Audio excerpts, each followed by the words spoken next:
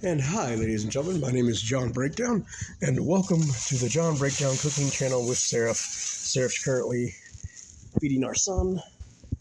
So today, we're going to be making crock-pot chicken noodle soup. And so, what you do is, for this recipe, you get a few pounds of chicken breast, chicken stock, a stick of butter, egg noodles or ream noodles if you choose, 2 cans of cream of chicken soup, and you just follow the recipe from there. So I'm going to get everything set up. I already got my crock pot here.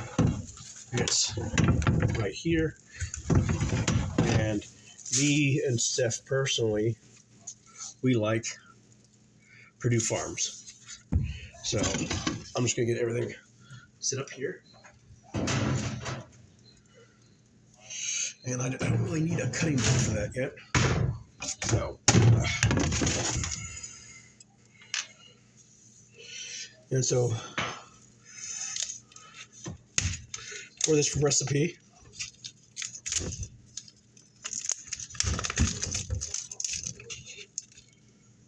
you can either use your chicken frozen or fresh.